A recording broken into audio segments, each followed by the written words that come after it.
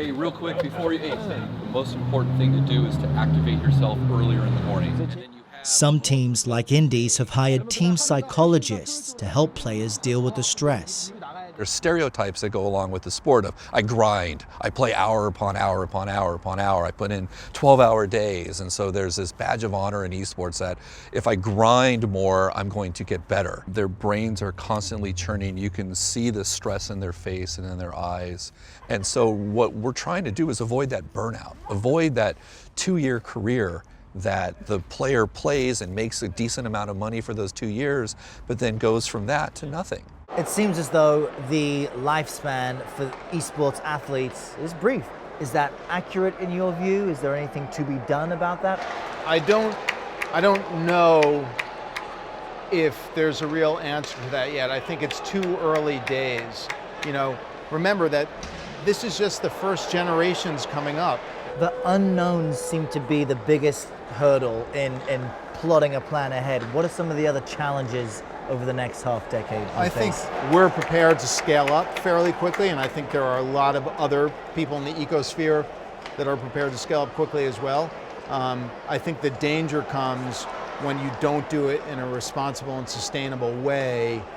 And I get worried about hot money just screwing this up. That's what I worry about. The money that's coming in now is insane, and people don't want to miss out on getting their slice of that. When you look at something like football, American football, you've got the NFL, you've got the teams, you've got the players, and the players have their agents.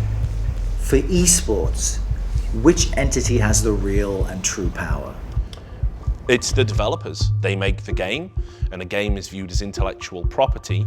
There's no player association, there's no unions, nobody's looking out for you. I've heard players speak out against the NFL, and they don't have to worry about never playing ball again. You don't have those options in esports. The developer owns the football.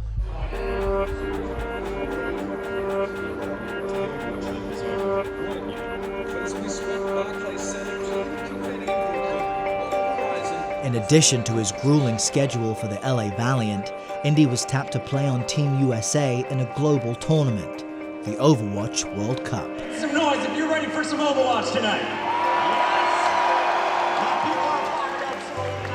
How are you feeling at this moment? I'm nervous to play in front of this crowd, for sure. Some interesting things you were posting about a couple days ago. Getting brand new shoes from Nike just because you're you. What was that like? It was amazing. I never thought I would ever get a pair of shoes from Nike. To actually be here and play today is like a dream come true. So. This squad needs no introduction. Please show some love for you.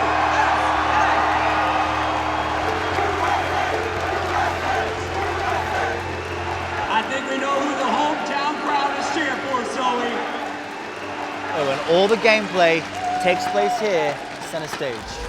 20 seconds to game. Stand by to flash the game. They know it's finally the time to see the Americans on top of the podium. 5, 4, 3, 2, 1. Flash the game. Edmund finds yet another one. Support seems to be his diet of choice right now, and he's eating like a king. Across the points mix will be desuited. Tim has to commit himself to the point, but he's on his own.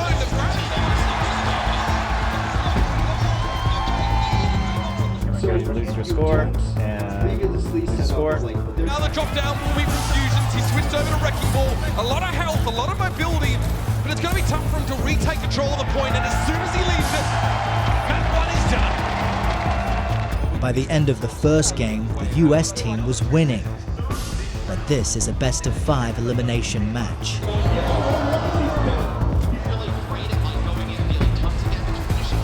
Things turn around quickly. The UK is ahead, and it seems like Team USA is about to lose. If